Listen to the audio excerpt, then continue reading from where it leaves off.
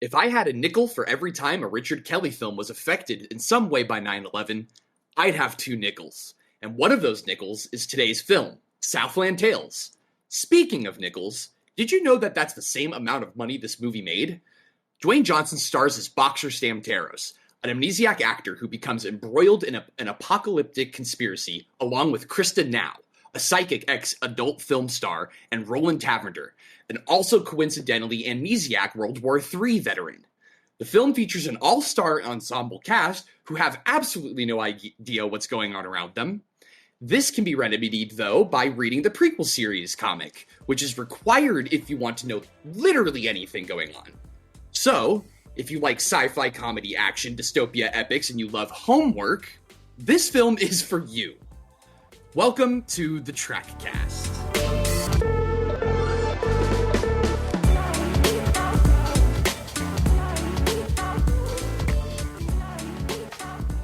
My brother ate nickels. He did. That's it's crazy. true. True. Your brother eating nickels is insane. Well, welcome everyone to another episode of the TRACcast. Today's review of Assorted Cinema is like the subtitle underneath that, or like we can reverse those if we want to. It could go either way, honestly. I am 1/4 of the members in this lovely cake. Trevor. I'm Ryan. I'm the Buck. And I'm Krysta Now. Today's movie is Southland Tales, directed by Richard Kelly. It's a weird movie. Do we recommend it? I don't know. You're gonna have to listen to our takes on it if you want to listen to us talk about a very, very strange movie. If anyone's seen the movie Southland Tales, you know what we're gonna get into and what we're gonna talk about. If you haven't seen Southland Tales, I don't know. I don't think you can probably listen to us yap about this shit for 3 hours and not get spoiled. I just Problem. like this is going to be a very interesting episode. Yeah. I don't know how to even bring this up. I think maybe it's maybe a good jumping off point to kind of talk about maybe the history of the movie, because I think how this movie came into being is kind of really important and says a lot about, I think, what influenced the movie's direction. Yeah. Because as we kind of implied in the intro there, so this movie, from what I understood, was initially a completely different movie. It was just kind of a written pre 9/11, and it was kind of like a parody satire of Hollywood. It was like people trying to con an actor or something like that. It's something kind of like that. But after the September 11th attacks and the passing of the Patriot Act, Richard Kelly basically took some of those ideas and then transferred them into a completely new script, which is what we got in Southland Tales. I want to interject. Yeah. Oh, sorry. Go on. No. I was just gonna before the Patriot Act and everything, there was no sci-fi element. There was no crazy conspiracies. It was that's really interesting satire. Yeah. Well, and Richard Kelly is the director of Donnie Darko, and I feel like a lot of people have seen Donnie Darko. It's and the writer, film. Correct? And writer, yes. Yeah. And I think that's one of the reasons why this movie kind of exists, right? Is because he directed Donnie Darko, and that was actually kind of a success. Yeah. It didn't kill in the box office, but it was. I thought it was liked enough, at the time that it probably killed in rentals and home sales. 2006. 2006. Okay. Yeah. And yeah, I don't know how well it did box office wise, but yeah, Donnie Darko I think was pretty. It was received by critics liked it. And I think it was well received at Sundance when it premiered there. The right people liked it. So Richard Kelly was in good standing with Hollywood. Yeah, and he was pretty young at the time too. I think he was in his early 20s. I think people wanted to give him money. That's what kind of why this is around. Yeah. So it's insane that he still handed them the script and they were sure. Yeah, honestly. Oh my gosh. Especially because like his whole idea for the movie was like it was going to be this big cross media experience. Yeah. Like I think the whole idea was to have it be like multiple issues of a comic and then the movie, Interesting. Yeah. and it got cut down to 6. Well, Yeah. and now I think now is the perfect time to say to our viewers that Christian, our tome master, our tome keeper, our wizard, our sage, Christian, you read the comic for this movie. He accessed the sacred text. He accessed sacred texts. He did. So I found the tomes. Wow, Christian has traveled far and wide. He has the tomes necessary to translate this movie. And let me tell you, the movie makes a lot more sense when you read what is supposed to be the first half of the story. I don't want to hear your take now, but I want to know later on if the comic really makes the movie better. Also, there is a 3-hour director's cut that we could watch. Which I've heard is like incomprehensible. I heard it's worse. Yeah, I heard it's worse. I've heard even like fans don't really like it as much, but it just has like a long explanations for things that just aren't really good. Yeah, because that was the version that premiered at Cannes, I believe. Mm-hmm. And, oh God. And it was submitted kind of early. They were like, like why not? And then they accepted it. And the movie wasn't done in time, so they gave it to them with as much finished like CG as they could. Mm-hmm. But otherwise it was a pretty incomprehensible mess of a movie, which is why so many critics hated it when it came out. And it got such a poor reception. And one of the reasons I brought this movie to the table. Yeah, this was your pick. This was my pick.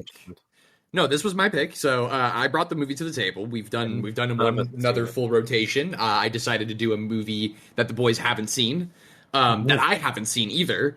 And I saw a buzz about this movie on social media, a site I will not mention by name because it's terrible that I'm on it, and it's a terrible addiction I'm trying to get over. My Tumblr addiction. Funnyjunk.com. It's Funny Junk and 9gag. So people were saying that this movie is like actually kind of good, and I was like, I just saw stills, and I was like, all right, like I'm in, like, you know, Dwayne "The Rock" Johnson, Justin Timberlake, like okay, sure, like this looks weird, and it's like that perfect like mid 2000s vibe of movie that I love. Like. I'm obviously very nostalgic for the mid 2000s. It's where I grew up, and you know, like right when before your brain started working. Well, yeah, when brain started working, but when it was still in its like innocence, right, and everything was like pure, like before I was exposed to any sort of like, you know, when the biggest problem was like a cut on my knee, you know. Yeah, what was for lunch? Yeah, and what was for lunch, and what was for dinner, and you know, what video game am I going to play? I don't even know if I had video games. I might have just watched TV because I watched a lot of cartoons. Probably a detrimental amount. Anyways, I'm really nostalgic for that era, and I think like a lot of like really awesome movies came out in that time that like now are in this like weird like they're in like a weird era where like I feel like people were experimenting a little bit more, or like, you know, and franchises had like top directors on it to like really bring some sort of like cool vision, which like nowadays like franchises just grab like a dude that you never heard of and it's just like, all right, action movie, you know what I mean? Yeah, or a guy that we heard know. of. This movie just seemed interesting from the stills. It looked like that era, and I wanted to jump into it, so I brought this movie to the TRACcast. We definitely went through it. It was an experience. It was. I got dumber, but I mean, being around cars makes you dumber just from the lead in the tires.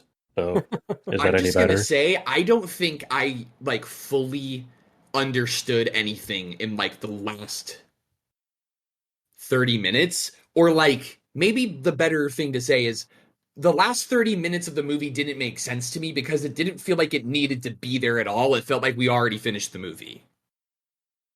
So, not even that, like the movie, and I'll get into it. I think the movie overstays its welcome. But let's start to, I think, jump into this movie and at least set the stage for our viewers. Well, the movie opens with I think kind of a great opening sequence, because it took me by surprise, because I at least went into this movie knowing, I don't think any of us went in knowing anything about it. Never heard of absolutely nothing. But it opens on like POV, like found footage from like a July 4th barbecue.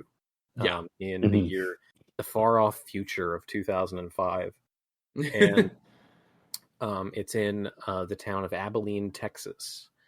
And it seems like, normal fun day. It looks kind of like it's capturing this, traditional like picture of, a 4th of July in America. It's supposed to be like home footage, like your parents rented the camera to record like Christmas Day.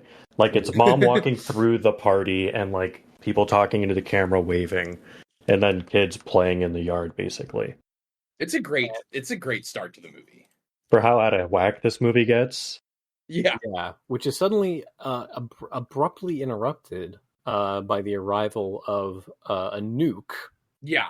Blowing up the town. Yeah, why would they not hit Wyoming Fallout first? Style. And it's horrifying. It's shocking. I'm like, oh my god, like what movie is this? And then it zooms out and you see that, and also thanks to some narration from our first kind of major character, played by Justin Timberlake, a man named Pilot Abilene. A fake name. like this is not a real name. Which is this is a comic book name. It is. It is a fake name, right? Well, funny enough, because when I was reading the comic, I was like, so is this like a code name or something? No, that's his name. That's his name. That's just his name? That's his name. That's his like actual name. It's his legal name. That's his government name. Why? His government name. Who named him that? Heroes. All right. So he explains that on July 4th, on that day, in El Paso and Abilene, Texas, 2 nukes went off in those cities. And it's actually never clear who did it, which I think is kind of aspect. Yeah, I noticed that in the very beginning. I was like, it's so funny that they don't really say who actually did it. Yeah. And that triggers, and no one knows really who did it, but that triggers World War III. And multiple countries go to war, including America, Iran, Syria, Afghanistan, North Korea, Iraq, all the usual suspects, right? Yeah. And Pilot Abilene explains he was injured in the war. And one of the causes of the war is also that the U.S. has now strict limited access to oil from the rest of the world. So there's a big alternative fuel race to try to find more, because we're running out. And it kind of creates shit. Literally live. Gas prices going up. Hollywood lives. Basically, there's this big war for energy and fuel, which this is kind of, I guess, this happens a little bit later, but just for context, this creates the rise of the Trier Company to their relationship with the U.S. The Trier Company is, we christen them essentially just Tesla. They're just, it's just they are Elon Tesla. This is kind of a running theme throughout the movie, is there's so many, and it's kind of what's interesting, I think people like noticed, is as time has gone on, there's so many things that have come true that are very similar in this movie. Yeah. And the character Baron von Westphalen, played by Argo, Wallace Shawn, the goat, Argo, who is essentially an Elon Musk type character who dresses like a character from Dune. We should just address it right now. Yeah, he literally is the Baron Harkonnen from the 1984 Dune movie. Like, actually dressed up like him. The hair looks like him. He wears the makeup. It's so funny because like I drew that like he was a big fucking nerd, and he wanted to dress up like Baron Harkonnen from the 1984 Dune movie. Yeah. That's like the vibe I got, which I only thought more Elon Musk thoughts, like of him wearing that armor and stuff. It's very bizarre. Very bizarre. This movie's crazy. It goes places. As an added thing, really quick, this isn't super important, but it's some extra flavor. Yeah. They do explain in the comic that the Westphalen family, the name, the people that run Trier, the Westphalen family are descendants of Jenny von Westphalen, who was the wife of Karl Marx. Oh. The Marxist movement is a big thing in this movie. So because they kind of say that like they're kind of in league with them, or they kind of like they're sympathizers to the Marxist movement or whatever. Again, it's just flavor, but it kind of makes them like, oh, okay, that makes sense. So that's crazy. Because of the U.S. is running out of oil, the Trier company gets contracted by the government or whatever to find an alternative fuel. And they discover, while drilling in the earth or, off the coast of whatever, they discover this thing that is heretofore known as, was it fluid karma? Yeah, fluid karma. Like, what the fuck? That has to be a reference to something. Fluid karma. Now, this comes from the comic. Again, oh, Tome Keeper. Oh. Give us your knowledge. Fluid karma is a substance that is mined from the earth. It is from this sort of serpentine crevice that circles around the core of the earth. Okay. It is a mysterious substance that they are mining and testing on, right? That's it. That's all it is. It's just a substance that they found, and that people are injecting it in them because you can use it as like a drug or whatever. Right. Yep. But it's from the drilling of this substance. It's also pretty important. It is insanely important. It's very important to the movie, but the movie doesn't treat it as so, I think. It's really dumb that they just found it by drilling, something that I guess the writer of the comic didn't know that we do. Like, that's all we do. Like, fracking is still drilling, but with a hose at the end of it. So it's like, how are we finding something new? It's a lot of drilling. It's in the core. That's pretty far down. Well, the Russians drilled to hell or whatever. They drilled, like, they were in a race with, like, America, and they were just like, fuck it, we'll drill. And America gave up, like, halfway through, and then the Soviets forgot that we gave up, and they just kept going. Are you not lying? Is this a real thing? Hit bedrock. Yeah, they couldn't go any further. They had bedrock. So yeah, they find this, and then they find the alternative. It's fuel. An after effect of the drilling, I believe, if my memory serves, that the vibrations caused by these big machines that we called them outer heaven because they looked like it. Yeah. It's basically the oil gear. rig, like structures. Yeah, it's fucking sick. It's these big things, and they're kind of causing these vibrations in the ocean. And it's like a perpetual motion field. That's what they talk. They talk about the tides being a perpetual motion machine. Yeah. And it creates an electromagnetic field that allows for wireless, like power, basically. Tesla shit, like literal Tesla coils. Wireless power, baby. Wireless power. All of this like explanation is maybe like 30 seconds, like 8-minute exposition dump in between a scene, between another 10-minute exposition dump. Yeah. Most of this is done in like 5 seconds in the intro, but most of what I just like said Metal Gear in many ways. Yeah, most of what you just said, all of what we've just gone over is maybe talked about for 15 seconds. Yeah. In the actual movie, yes. Yeah. So that's the baseline for that shit. All that. That's just the energy crisis. We haven't even gotten into the war. Yeah. So then, because of the war, the Republican Party like controls the majority of the House and the elections and all that.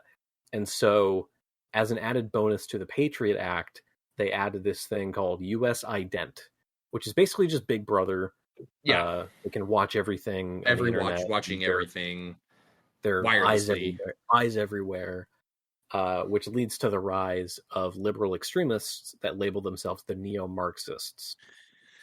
Yeah, and way before Jordan Peterson started using the term. So true. That was a documentary, dude. This whole exposition dump, like this whole thing that we're explaining to you, is given to you by Abilene Shooter, played by Justin Timberlake.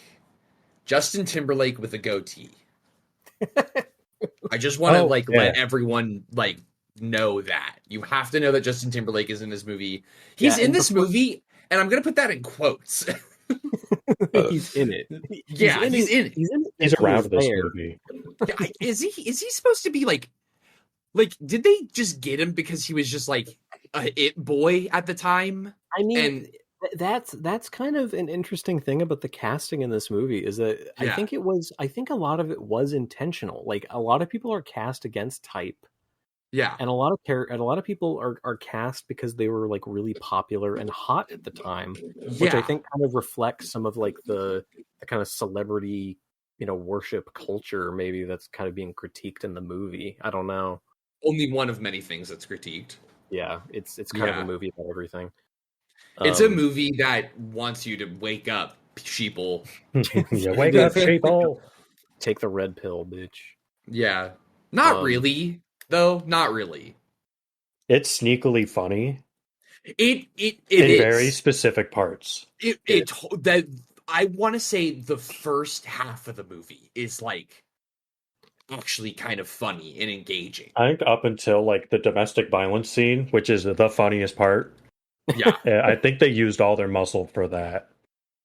Yeah, when the movie wants to be like a really good, funny satire, it is very effective.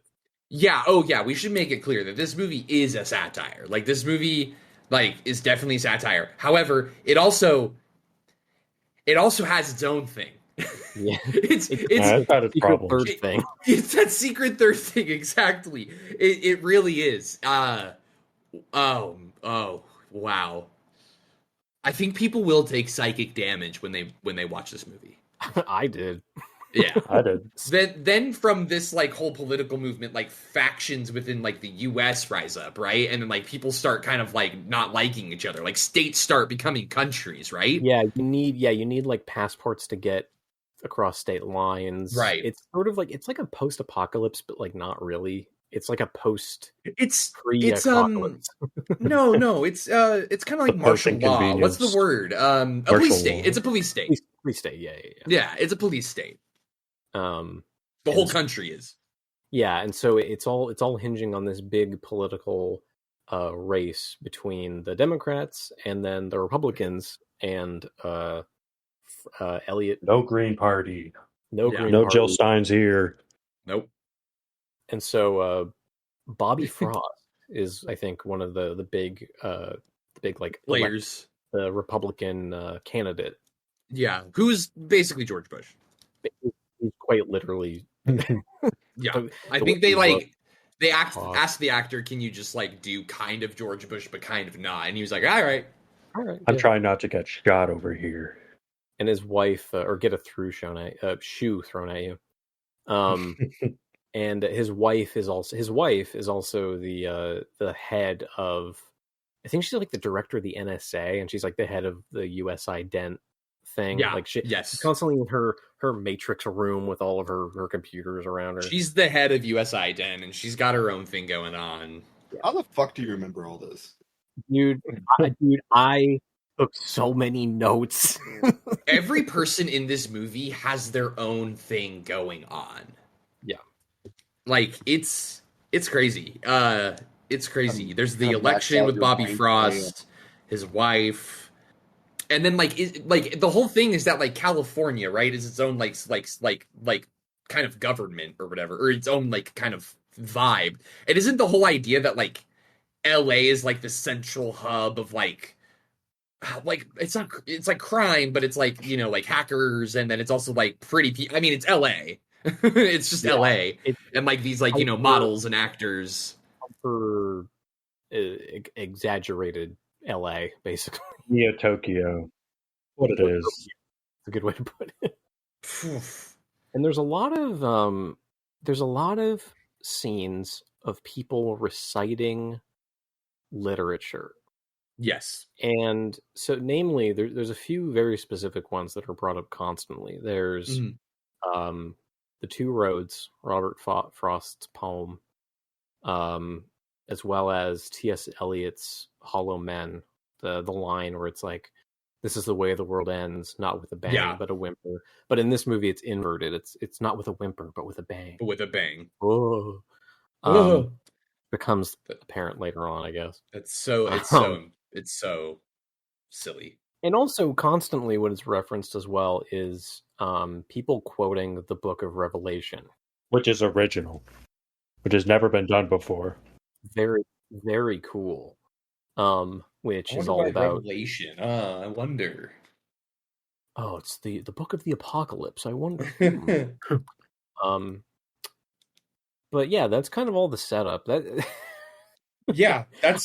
I know. We talked a lot about. Yeah, like the first 8 minutes is basically it's a very condensed version. That's all the setup, right? But then we get introduced to our like cast of the movie, like the plot, our main characters, our protagonists. Yeah, our protagonists. It's an ensemble for sure. Yeah, we got two protagonists. And let's roll through it. We got The Rock in this movie. We have Dwayne "The Rock" Johnson, who, in my opinion, in this era, is good. Yeah. This is before... Well, he's still trying. This is when he's trying to be, like, a good actor, and he's, like, taking on stuff and doing stuff that's, like, fun and, like, you know, interesting. It's kind of, like, a little, like not self-aware of himself and just, like, kind of giving himself to the role. And, yeah, like, good era of Dwayne "The Rock" Johnson, so I was in with that. I like him in this movie a lot. Yeah, I like him in this movie. I think he's actually pretty good. Then we have Sarah Michelle Gellar, right? Who my favorite of the main three. She's my favorite character, I think. I think she's my favorite character. She's so good. She plays we should say Dwayne Johnson plays. Oh, yes. Dwayne Johnson plays. Yep. That's a real name. Yeah. Officer Santaros. Boxer Santaros. Boxer Santaros. We're told is a action movie star who is married to the Republican candidate's daughter. Yes. And he has amnesia, and he disappeared a few days before the movie begins. Very important. And then there's Sarah Michelle Gellar. I don't forgive me, I don't know how to say her last name. But she plays Krysta Now, a former adult film star who is trying to get her screenplay off the ground. She's trying to make this movie, get her reality, and also a reality show. Well, it's more so her reality show she's getting off the ground. Yeah, she's part of a reality show, which is basically the Talk Twop podcast. we clocked that really quickly too. It was very fun. And I feel like this is a great time to just maybe talk about how like talk to ya. Yeah, that's pretty good. I like this movie weirdly predicted a lot of stuff, or like not predicted, but like I don't know. It's like it didn't know social media was there. You know, that idea wasn't there yet, but like it somehow clocked so many things that are like happening in the country that are like still being talked about today that are like actually kind of going on. It's so interesting. And even just showing her reality show, which we see snippets of in this movie, and it's really just her and her friends like talking on the beach. Which to me, it's basically a podcast. What they're doing, it's a podcast, but they're talking about like legit stuff. Yeah, they're talking about like social change. Like we're going to talk about things like war, famine, nuclear attacks, teen horniness, or whatever. And it's so her portrayal is so funny in this movie. She knows really exactly how to play this character. It's great. I would say that out of all the people in this movie, I think she kind of knew what was up. Yeah. Yeah. Yeah. And then we have and before we get to the other guy, an important thing just to kind of connect is that Krysta and Boxer are together. Right, because he has amnesia. He doesn't know that he's with the other girl, so that he gets together with Krysta Now. Yeah. But there's kind of a weird thing where Krista's kind of like using him. She's using his notoriety to try to actually insert her screenplay into, and get producers interested into it.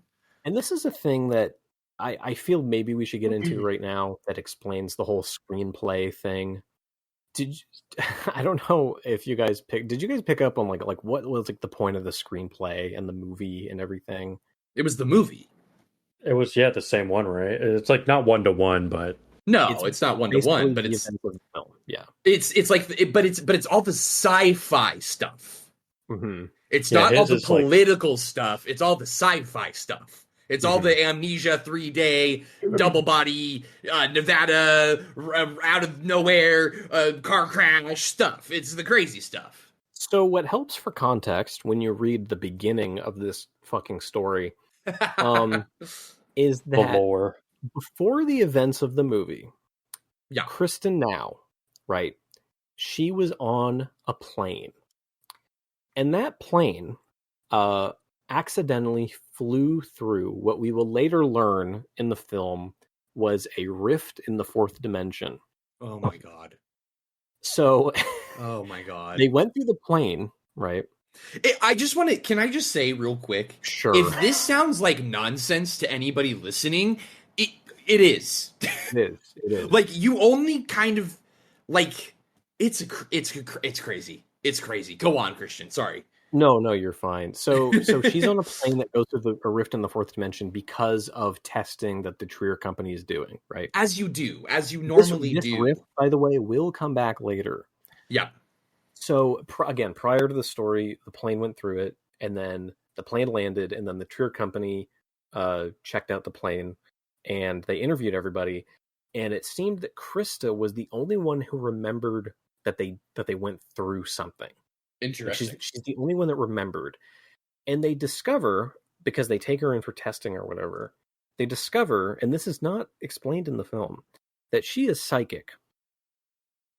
But like that's interesting because there's vibes there of that. She's psychic, and what they do, they test her precognition, right? And they notice that she is predicting a bunch of stuff that happens like the next day or whatever, right? Yeah. So the geniuses at the Trier company decide to put her under hypnosis, and then while she's under hypnosis, they read her aloud the Book of Revelation, right? Oh. And then after she wakes up from that, they ask her to, like, can you write out your predictions for the rest of time or whatever the fuck? And she writes it in the form of a screenplay. And basically her screenplay is her predictions for what will happen that leads to the end of the world, the apocalypse. Oh, that explains everything. Should have read the manga. It does. Wouldn't it be great if this was in another movie? So, again, for our listeners at home, if none of that made sense to you, it still shouldn't, but it makes sense to us. Us is used loosely. I still don't know what's going on. No, that explains the screenplay. It explains the screenplay, and it explains everything that happens with The Rock and the other character in this movie. Yes. Yeah. Maybe we should get into him and give him a little timeline. The other character is a character played by Sean William Scott. Named Roland Taverner. Crazy name. He was a World War III veteran, as we've discussed, who served, by the way, with Justin Timberlake. He served with Pilot Abilene. He was his best friend. Oh, wait, Dwayne The Rock Johnson served as well. No, he did not. He did not. Yeah, he did. No, it's Draft Dodger. No, he didn't. He had He shin didn't? splints or something. Yeah. I thought he did. Did I fall for the propaganda? I'm almost positive. I think Probably. propaganda, my friend. Oh, I Yeah, he think I fell fell for for the Reagan type propaganda. propaganda. They filmed him near a plane, and he was like, "Yeah, I fucking fought." That was a farce. Okay, I fell for it. I fell for the propaganda. Darn, I would have been. Oh man, I would have been over there. But funny enough, as they go into Pilot Abilene's backstory in the comic, Justin Timberlake's character, and they explain that he was actually an actor turned pop star or singer or whatever that was drafted into the army, and he served, and then that's where he met Roland, and they became friends or whatever. Yeah, they're best friends when they're not even on screen together at any point in this movie. No. Well, because the whole thing is that they signed up to do experimental stuff with Trier to take liquid karma in order to go home quicker. Yep. Super soldier stuff. The super soldier, the serum, the thing that they're mining from the earth. And then when they were under the effects of liquid karma. These are all so strange words that we're saying. It's very like weird. This movie will blow your mind and make you say words that you never thought you'd ever say in conjunction with each other. We haven't even gotten to the Tesla commercial yet. Oh no, we got to talk about the commercial. We gotta speed through this. But anyway, basically, just backstory: Roland and Pilot were friends in the military. They were both under the effects of liquid karma. But it fucked with his head. It fucked with Roland's head. He threw a grenade, and it blasted in Pilot's face, which is why he's all scarred up. Yeah, and Roland has felt immense guilt for the whole thing because he thinks Pilot's dead. By the way, he thinks Pilot's dead. And that's their whole thing. So Roland has PTSD, and he's come back to America or whatever, and his twin brother. Because Roland also has amnesia from liquid karma or this something. Movie starts with Roland. Is it Roland or his twin brother? Roland and Ronald. No, Ronald is in the bathroom pretending to be Roland. Yeah, Roland is the real. Twin brother Ronald is pretending to be the original. Yeah, or vice versa. I forget which one is which. Exactly. No, I'm pretty sure I got it, but I don't know. I fell for the propaganda. Well, and that scene is really, really cool because it drew me in. It's kind of well done, and there's this really cool effect that overstays its welcome, where he moves, but the mirror version of him moves a little bit slower. Mm-hmm. Out of sync with him. That scene was really cool. It definitely, I was like, whoa, what's going on here? It's a really cool way to do it. Yeah. And he's in the bathroom, he's trying to get right in his head. He's dressed as a police officer, and he's with a neo-Marxist cell that is going to use him to impersonate his twin brother, who is a cop. And they're like, "Hey, we got a call. We're gonna talk because Boxer Santaros is making this movie. Yeah. So if we stage a shooting by a racist cop, which is being filmed by Boxer, who has ties to the Republican Party, then we can use that as blackmail or to kind of turn the tide of the upcoming election to make sure that the Republicans don't win." So if that was a lot, it is. And to note, they are making this plan and running their whole operation out of an art studio. The upstairs of iCarly's mansion apartment, whatever the fuck they live in. The whole satire of it is that they're neoliberals, right? So they're actually not trying to be violent at all. They have fake guns, they have squibs to look like blood. The whole idea is that they are no one's gonna get hurt. Amy Poehler is in this. yeah, we forgot to say Amy. There's a lot of SNL alums that are Sherry O'Terry, Amy Poehler that played these characters, and they're performance artists. They're just trying to You could tell that they were playing it like a comedy. Yeah. It's so funny. The vibes are so weird. So they convince Roland to do it, and he's gonna work with Boxer. So they send Roland to the house that Boxer's staying at, and with Shoe Boxer, Nice, with Will Sasso. Yeah, that's right. Shoe Nice looking ass. And Boxer pitches him the movie, which again kind of ties into like it's basically the plot of what's going to happen for the rest of the movie. And they do like kind of a ride along, and they're going to do this whole thing where Amy Poehler and her boyfriend are going to pretend to be a couple that's arguing, and then Roland will look racist and like he will like look like an evil cop, and his body cam footage is gonna incriminate like Boxer, which will incriminate the political family. They're riding along, and I don't even know how do you explain who rolls up in that car and like what is going on? Another one of the best performances of the movie. And this is why I was like, this movie's awesome. I was still so in at this point. John Lovitz rolls up in a bulletproof vest. Yeah, with a bulletproof vest. He's an off-duty cop who notices Roland shooting the movie with Boxer Santaros. Like, Boxer's filming the ride-along. And their whole thing is that they're going to go to the house and find Amy Poehler and, her boyfriend, but John Lovitz finds them and is like, oh, hey, that's Boxer Santaros. But he's like, he's the Terminator in this movie. Yeah, he's wearing glasses. He's like... It might be one of his like best roles. It's crazy. I loved him in this. I thought he was oh my god, he's so funny. He's very straight. Like even when he's playing an evil asshole cop, like he somehow just like I think just him being himself is just funny to me.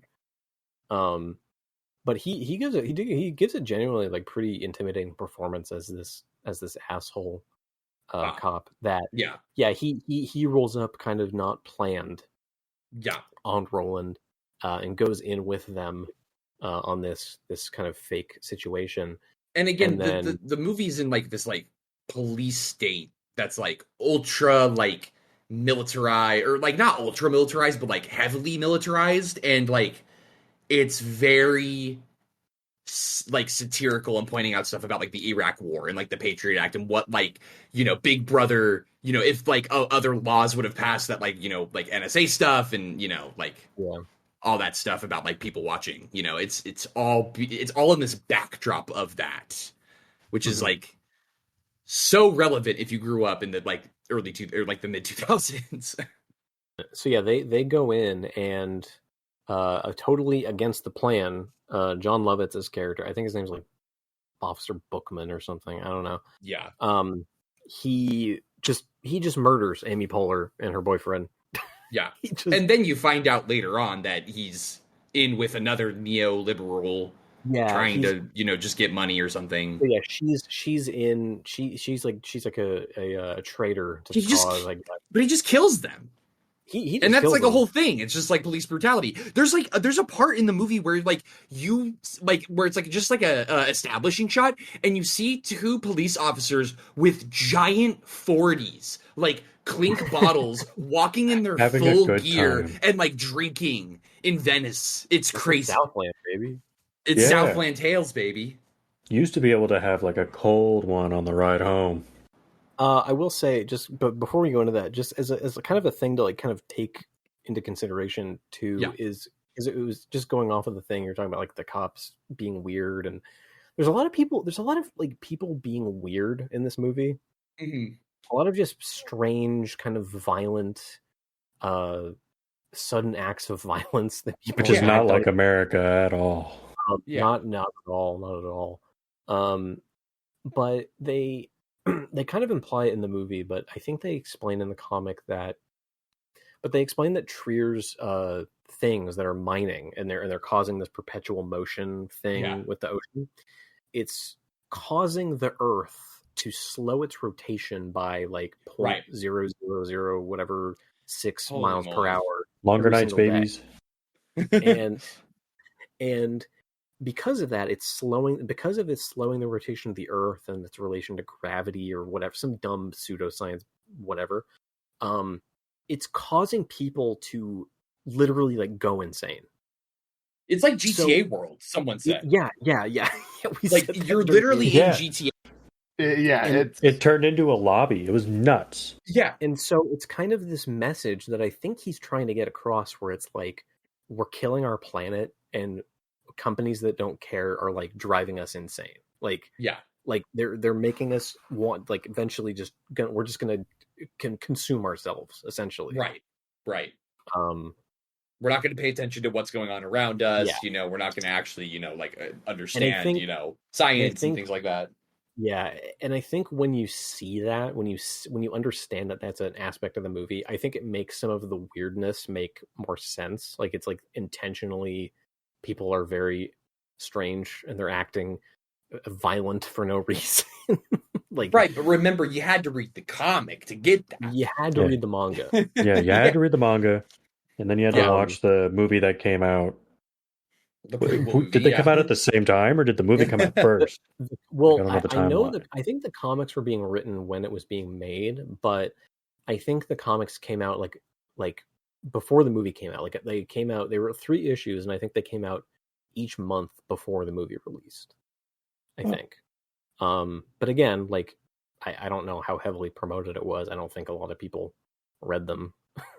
Probably not. So the shooting happens. The shooting happens, and Roland freaks out, and he twiddles his fingers all movie. Well, that's the whole thing. Is The Rock gets this like other PTSD sort of like, trigger, and he starts to become this like personality of a character he used to play called Jericho Kane, which is the character in the script. It's the character in the script. Oh, okay. Yeah. I thought it was a character he played before. Yeah. No, it's supposed to be Jericho Kane or whatever. So, and he's gonna then, and that's the whole thing, is like he then acts out what happens in the movie, which is what's in the screenplay, which is the end of times. Mm-hmm. Yes. Yeah. And around this time, also, there's someone that works in the neo-Marxist cell that is also working in like undercover with US Ident. And the US Ident finds out about this, and they raid the neo-Marxist base.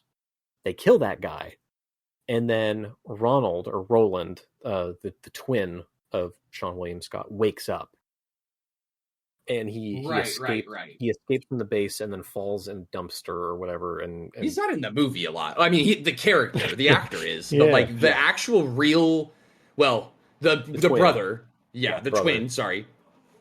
He does escape from that situation. Yeah, but he just sleeps it off. Sleeps it off in the dumpster. He's like in a dumpster for like maybe 2/3 of the movie. Boxer then gets a call from this lady named Starla, who works at US Ident, who's like obsessed with him. Oh yeah, she's like obsessed with him. That's right. She's like a mega fan, and she's like watching his every move because it's Big Brother. Yeah, because it's Big Brother. She has access to the screenplay that they're writing, and she, as a way, I guess, to get close to him, tries to like act out this fantasy like she's the character in the movie. Yeah. He's like honestly the person who like starts the movie to happen. Like in all the bad stuff, in all the end of time stuff. She eggs The Rock on. It's kind of this, it's a lot of this stuff of characters kind of guiding this plot along of this kind of apocalyptic prophecy or whatever. Yeah. Which you don't know is an apocalyptic prophecy. Yeah. Is there a reason? You said there was a reason why Boxer Santaros has all those tattoos of different religions on him. Right. So it's kind of I kind of like this part of the comic where they show someone reading the screenplay, and then the next like multiple pages are just like as if they're pages from the screenplay that you can just read.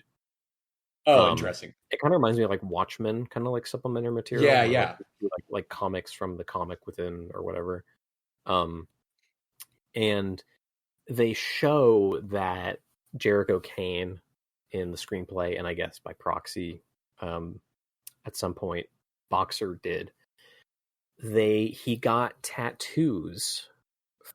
The Trier Company's, that lady Serpentine or whatever, her is like, I don't know, some lady. They basically gave him part of the screenplay or whatever is that the main character gets tattoos for every major religion. And okay, because he's Jericho. Because he's Jericho. Yeah. They even point out in the thing Jericho Kane, JC, like Jesus Christ. Jesus. Oh. Yeah. Um, Wait, no, JK. well, That's the in the wrestler. comics, it's a C. Is it spelled with a C? It's Oh, a C in the that's in the K is that's- that wrestler okay. guy. Yeah. You got me He's there. the other wrestler. So, but the part of the prophecy is that when the apocalypse is supposed to happen, one of the tattoos will start to bleed, and that will signify which religion was like quote unquote correct. Oh my god, that's What the fuck? That's crazy. It's pretty dumb.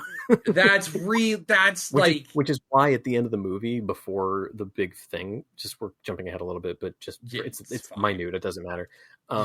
You see the bloody image of Jesus appear on Boxer's back. That's because he has the tattoo of Jesus on his back and it starts to bleed. That's crazy. I don't know. None of the other Abrahamic religions count. That doesn't make any sense to like the actual satire of the movie. Because like the whole idea is that like the whole thing is that the government is like so embracing its nationalism and patriotism to like the extent that it's implementing Big Brother and like making sure you're not saying anything bad and like not doing anything. So like why would like we go off and be like, oh, Jesus Christ was the real one. Jesus Christ relationship, TRACcast, back on it. My god. Am I a sleeper cell like missionary? Oh my god. You might be. Am I like trying to spread the good word through like subliminal messaging? Oh, that's crazy. That's such a weird thing. Am I crazy there to say that all that? No, you're dealing with art which draws from everywhere. So right. Having religious symbolism.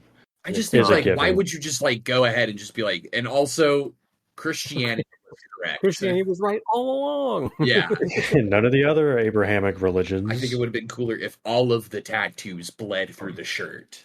Like, whoa. And then like, and then like but then it makes a cool design on the shirt that's all red, Or it just bleeds everywhere. Well, it would realistically bleed everywhere, but it's Hollywood, so we could just, let it go.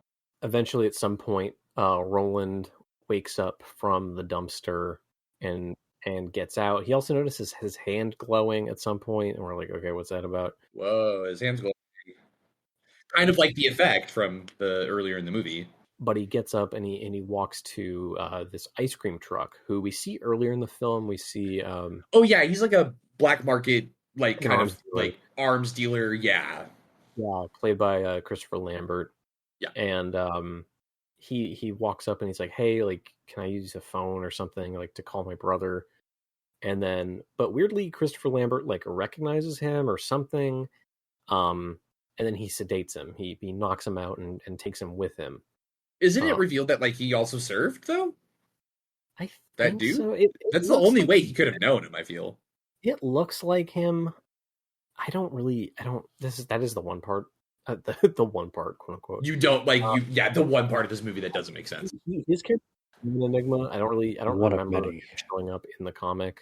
But it doesn't he sedate him and then he ties him up and then like don't they just hang out the rest of the movie? Yeah, they hang out. I think my best guess is that he is kind of in on the he kind of knows the plan for apocalypse. He's just kind of trying to help make it come to fruition or whatever. I don't know. When should we talk about Roland and Pilot more? Abilene. Oh, like their relationship? Yeah, like when should we bring it up? Because don't we need to talk about that? Because we're gonna get into that one scene eventually. I didn't mention it earlier. Yeah, like they served before, right? And they were friends. But yeah, they don't really talk much. But like we're gonna get into that scene in the movie and that one scene. Yeah, doesn't that have to do with their relationship, kind of, or no? That's more like Abilene's thing. It's more Abilene's thing. Okay. That's a good segue there to get into another major character. So there's a dude. His name's Martin Kefauver. What? Martin Kefauver. He's like the young kid that goes to Abilene to buy drugs. Oh yeah, this freaking and he just gets drafted. He has the coolest adventure He does. He does. Where he ends up is fucked. He Yeah. hooked up. He links up with Roland or Ronald. He links up with Ronald at some point. But Yeah, the twin. before that, Martin goes to Pilot's kind of like little hangout spot where a bunch of these soldiers hang out in an arcade, and he exchanges drugs for the liquid karma, which is like a more potent drug, I guess. I don't know. Well, it's Yeah, like a it's like fuel the- source, but some people don't know that you could use it as a drug. And he's just addicted. It's like sniffing gasoline at this point. Yeah. Didn't they like? Wasn't there like different versions of it too? Yeah. He Oh, said, yeah. like, blue for something, red for something. I don't know. I Yeah, forget. it's nonsense. And then from there, yeah, he gives him the stuff, and then Abilene injects himself with the fluid karma and kind of has this drug trippy sequence, which is probably the most memorable sequence from the movie. Yeah. Where he sings and dances to the Killers, all the things you've done. Yeah. The song that famously goes, "I got soul, but I'm not a soldier," like over and over and over again. I got soul, but I'm not a soldier. Yeah. It, I kind of implied this a little earlier before we started recording, but in the comic book, when Yes. when Pilot and Roland or Ronald were drafted together, Pilot would like help Ronald to calm down by being like, "Here, take my iPod. This is my favorite song. This is what I listen to like calm down." And Interesting. it was that song. Interesting. So it kind of makes the scene a little more impactful when you realize it's kind of this Fun fact: thing. Yeah, that song is about the Iraq War. Like, yeah, exactly. Yeah. And it's like kind of like from a soldier's perspective. Yeah, it's crazy. This scene is nuts. He just like starts singing into the camera. It's like a music video. Well, is it? And I think it's longer in the can scene. It might be the whole song. There's like another 3 minutes, I an think. extended cut. I may be mistaken, but I almost could swear that like the director's cut has like the full song. Maybe not. I believe it. They needed to fill some time. Yeah. And it's Oh still yeah. They fucking just need to long. fill some time in this movie. It was a little too short. So Yeah. What is Abilene's whole deal? he's living life, man. He's trying to make the best of it, you know? Is he like kind of just like a tragic like kind of case like in the end? I think he's supposed to represent kind of like, you know, the mistreatment of our veterans and Yeah. people that are, you know, kind of chewed up and Well, the thing is like the film definitely portrays him villain like. I don't know about that. You don't think so? No. I don't He's think like so. he's probably just like obviously he's not a good character. He's just supplying drugs to soldiers. He's not that crazy. Because they kind of go into like how that's kind of a good thing, and people do kind of rely on him in like, you know, right? Yeah. Yeah. But It's realistic. I mean, yeah, I don't know. I think he's like, you know, chaotic neutral. Chaotic evil. I don't know. Like, I don't think he's a bad guy. I just think the film tries to make you think he is.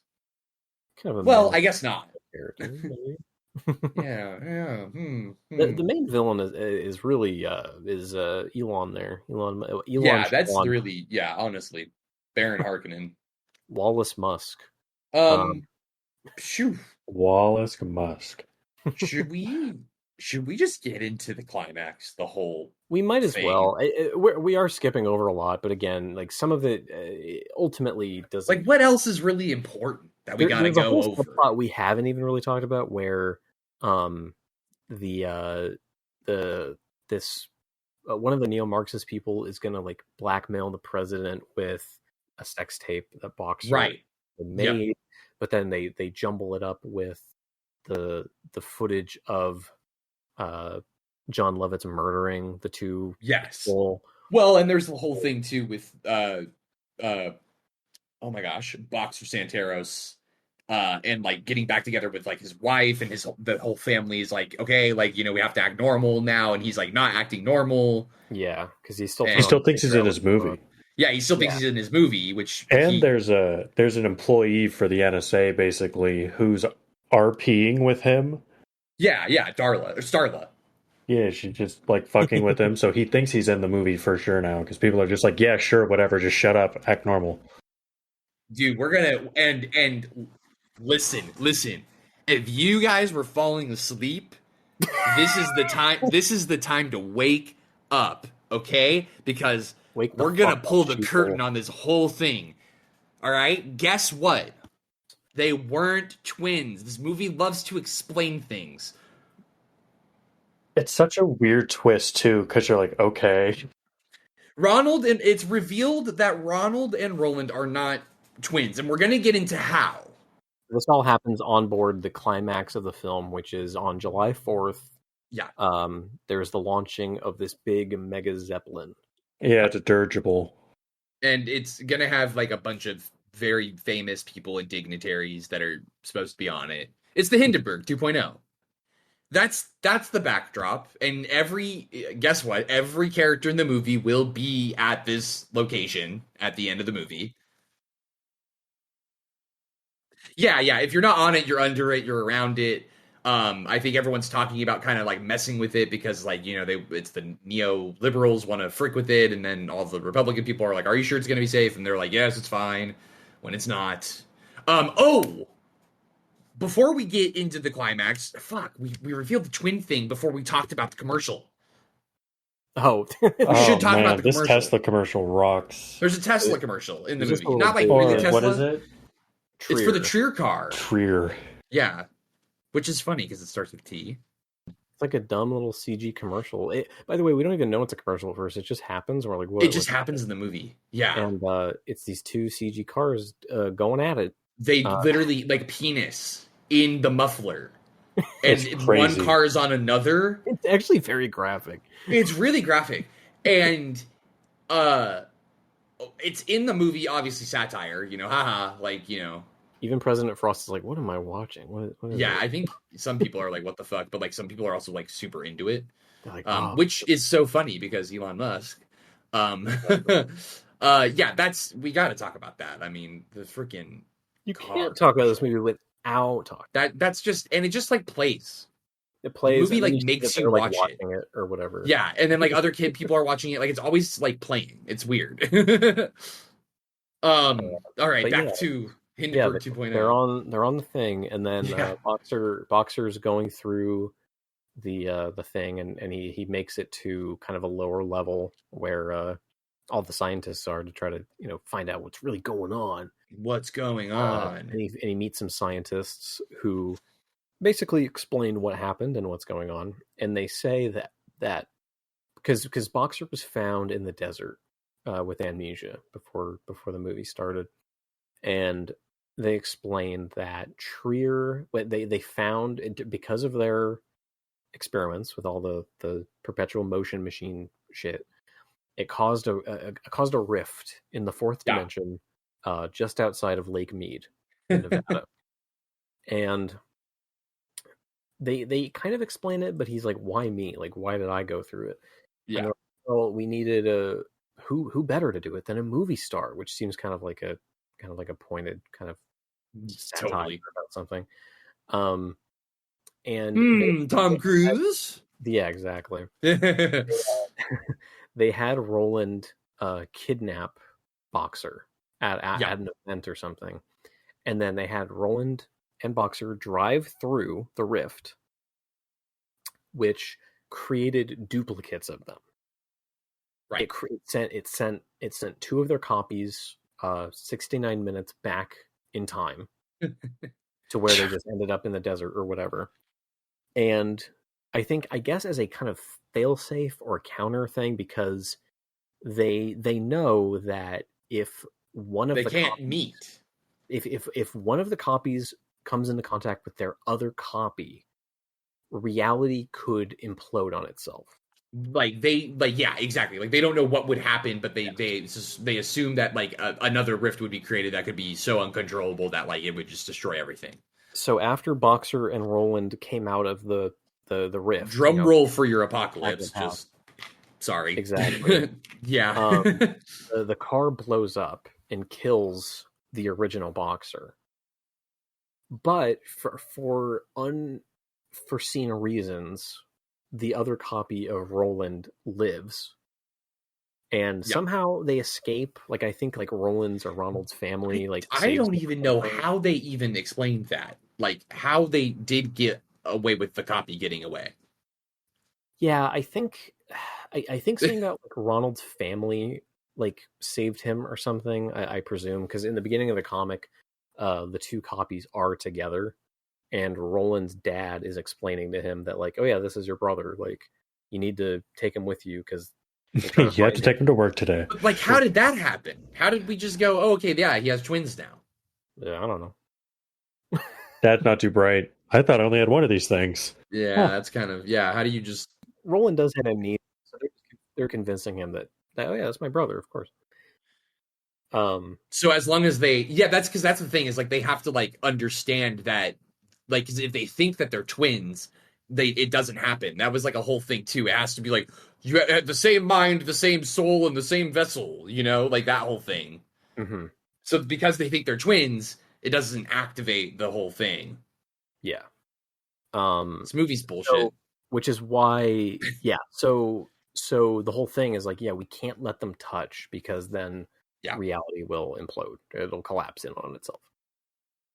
Which, coincidentally, funny enough, down below on the street level, both of their copies are kind of, they end up, like, they're in separate cars, and they end up, like, crashing into each other.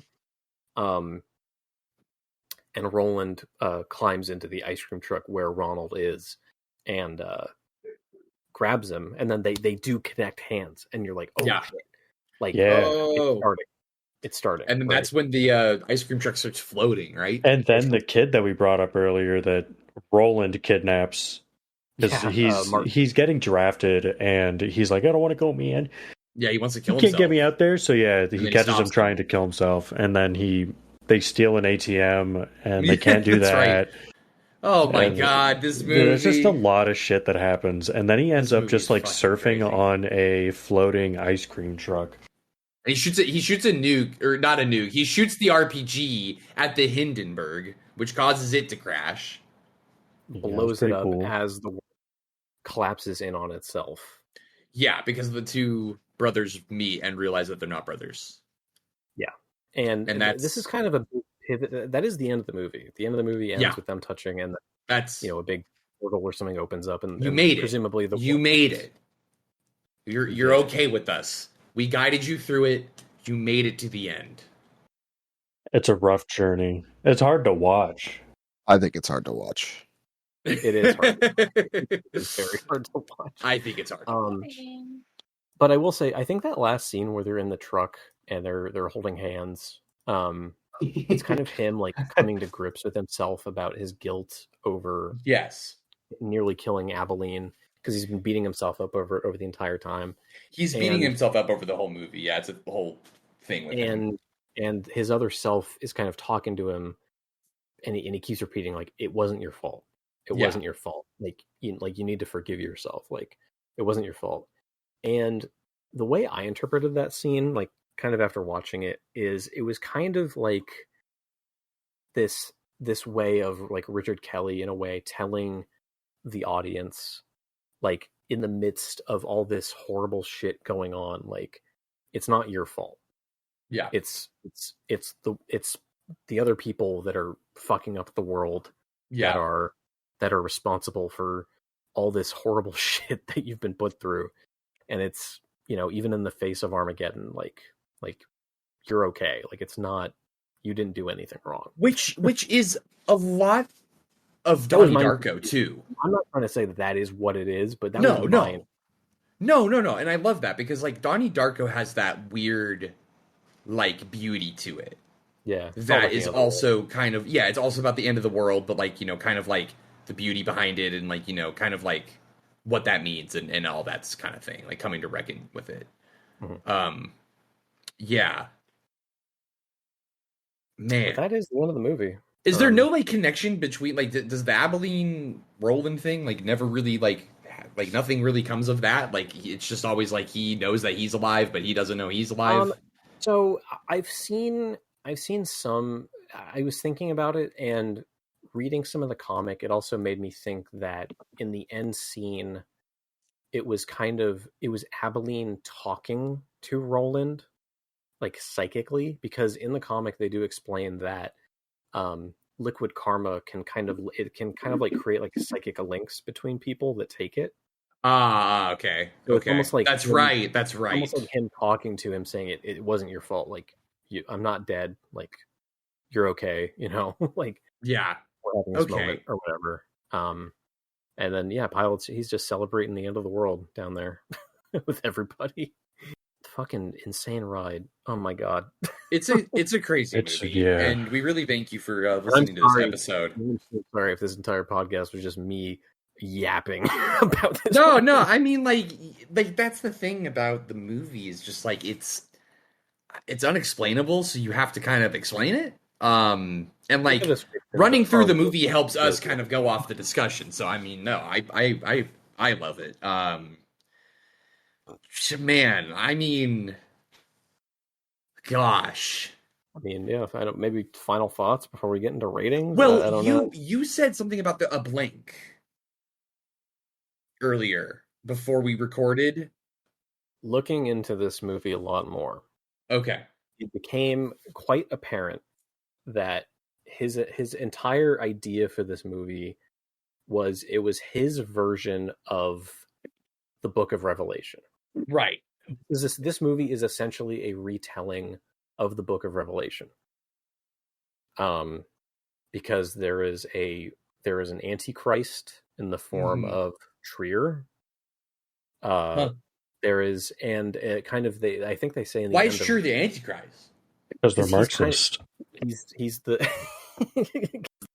because in the Book of Revelation, from my understanding, again, by the way, I'm not a religious person. This is just brief. What you know of what you did. Your name's Christian. Oh. Yeah, that's true. Oh, that's stolen valor, my guy. Wait, my mom said I can't be friends with people who aren't religious. Dude, like you dove in. You dove into this of your own fruition, and you came out the other end a different person. I did. I'm like a. This is my Pepe Sylvia. I should change my name to that. Sorry, I'm copying you.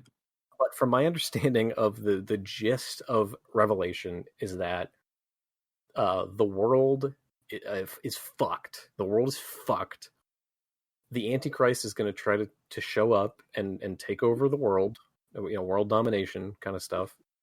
One of his kind of puppets is a quote unquote false prophet who will try to create this dominating, kind of world.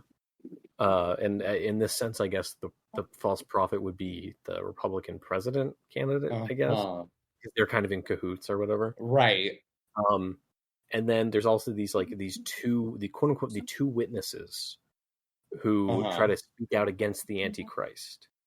And you could take that as maybe the Marxists or Boxer and Roland. And then a bunch of evil nightmare stuff happens, plagues and earthquakes and which they do say happens in the news. Yeah. And I guess at the end of it, Jesus Christ appears on a white horse to kind of signal the end of the world. Or on whatever. A white shirt. And in this movie, who shows up on a white horse, aka a white ice cream truck, but Martin with a rocket launcher to kind of signal. Martins are Jesus Christ. That's kind of cool. And then or you could say Roland and Ronald are, because they kind of trigger it in the ice cream truck, which is kind of the quote unquote white horse. Right. And it's a very complicated, kind of dumb sci-fi Book of Revelation. Where Jesus was the stoner who was going to kill himself in his car because he got drafted. Because he got drafted into World War III. Like, fuck this man. And that was Southland Tales. Oh. I think it's time that we put an end to this tale. It's come to that point. We're coming to the revelation, to the end of Southland Tales here at the TRACcast. Wow. What do I think of this movie? I really like aspects of it. And like I said, I had that like kind of nostalgic connection with it. And now that I'm older and I can like realize like all the stuff that it's saying, I have an appreciation for it that I think like was this kind of weird lightning in a bottle thing. And I like Donnie Darko. So like I don't hate the style of this movie, and I don't hate the dialogue, and I don't hate the performances, and I like some of the special effects, and I like a lot of the concepts, but the movie is too long. It overstates its welcome. It's overly complicated, and it dives into a nonsense sci-fi plot for really no reason, when I think it kind of was doing its thing when it kind of rode that don't look up kind of satire police state thing and didn't go so far into the sci-fi. However, I do appreciate the Elon Musk, kind of jabs and references even before like Elon Musk was really a thing. That was kind of crazy. So yeah. Oof. What do I rate this movie? That's such a hard question. I'm going to have to give Southland Tales a 6 out of 10. That's what I'm feeling on this movie. I think that's my solid. That's your stake. I think so. Ryan? Well, this movie made my brain smoother. Yeah. It did. Yeah, it totally did.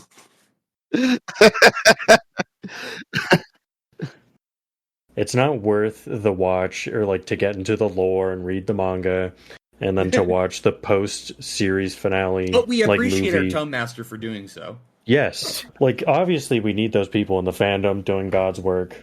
Yeah. I'm going to give it probably like a 6. Like, it's watchable. It's not terrible. But, like, you don't need to watch or to read the lore. But it will probably be a little better if you do. Adif. Oh, you did it. I was largely quiet during this episode. A couple things. I got double vaccinated and worked in the sun all day. Yeah, I was you tired. get a pass. I get a pass. I get a pass. But and also Southland Tales is not. Yeah. And also, I fucking hate this movie. Yeah. I did. Adif, be careful what you rate it now. We have 2 6s so far. I know. Don't worry. I'm not gonna. It's not gonna be that. I think after watching it twice and reading some about it. One, I still don't understand it. I think this movie has like destructive interference with my brain to the point where I can't remember literally anything from it at all. I've watched it intently 2 times, and I still could not tell you like half the shit. It's all over the place. Yeah, and that's the intent, right? It's supposed to be messy. It's supposed to like depict that nobody can really save you, not the neo-Marxists, not the capitalist conglomerates, not the Democrats or the Republicans. It is like fence-sitting the movie. It's Yeah. And I think it is so frustrating that it doesn't make a point at all. And ends up being a revelation. It ends up being a revelation film. In my opinion, in my genuine opinion, I think the creator of this movie is up his own ass way too much. I think he tries to take this artsy fence sitting shit too far, and it makes the movie incredibly annoying. The sci-fi stuff is incredibly confusing. I guess you have to read the fucking lore to understand it. And even that I don't really understand to be fair. I couldn't even make comment on like the creation of the movie and like the technical aspects just because I hated the premise of it so much. Not to be a hater. Anyways, anyways, I give it a 4 out of. I give it a 4 out of 10. 4 out of 10 is honestly a very good like assessment. That's a realistic. Yeah, I give it a 4. I give it a 4 out of 10 because it very is like enlightened centrist, like Reddit garbage, in my opinion. It is kind of like a movie Reddit loves, huh? Yeah. And that archetype of person annoys the fuck out of me. So yeah. I can't I can't give it too high a score. But like I said, nothing on the technical side, and performances were good. And the movie was funny at times. Yeah, sure. Michelle Gellar did. Sarah Michelle Gellar was banger. She was great. Anyways, to the last quarter of the buck. Which Christian.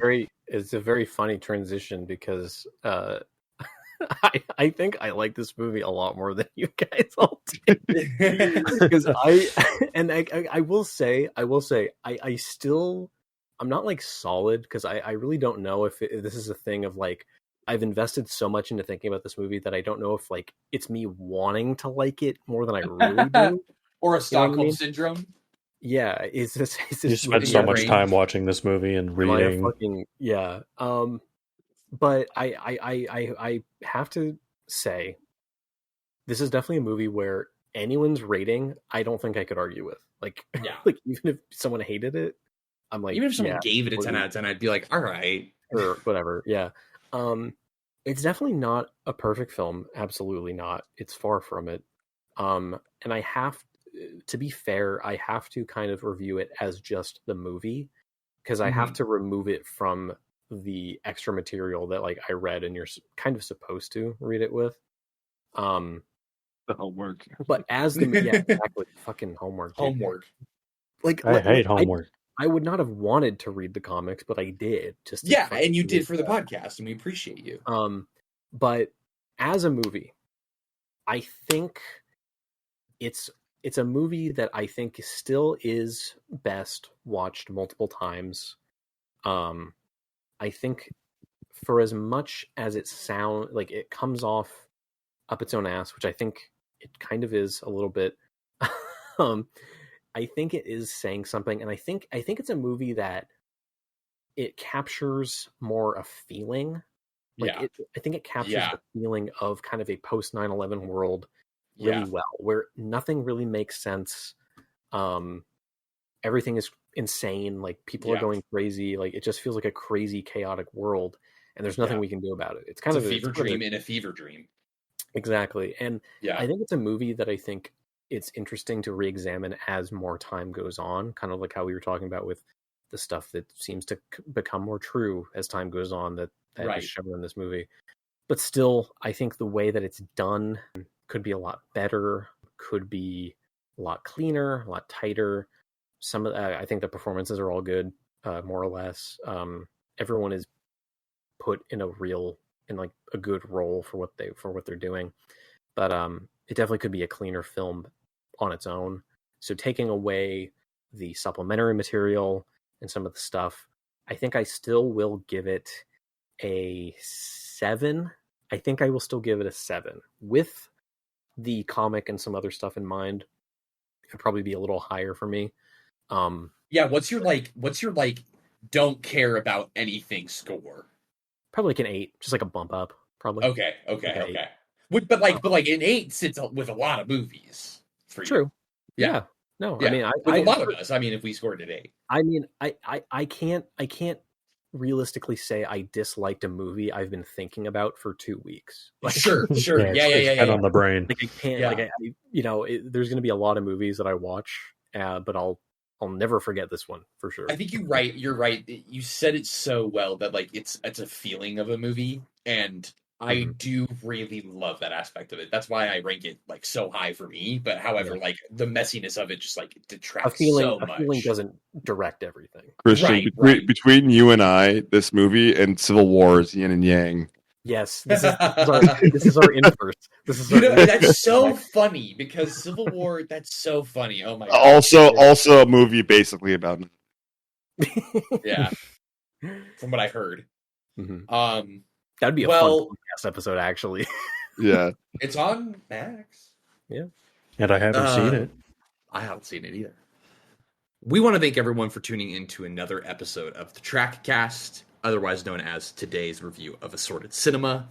Please give us a like. Please give us a follow if you liked all these ramblings. If it sounded like nonsense to you, it was nonsense to us. But, thanks for letting us, take your hand and guide you through it. Hopefully you learned something or had a little chuckle or just enjoyed, hearing 4 dudes talk about a movie. Be careful watching this movie. Be careful. Just be careful. You'll either start reading the lore, or it's just gonna make you want to just sit outside for too long. It's gonna give you like Lovecraftian, like mental psychic damage. I have had issues sleeping since seeing this movie. It's haunted my dreams. Tune in next time for when we watch Trolls World Tour. Oh, fuck yeah! This is gonna affect the Trolls World Tour. This is gonna affect my liquid karma.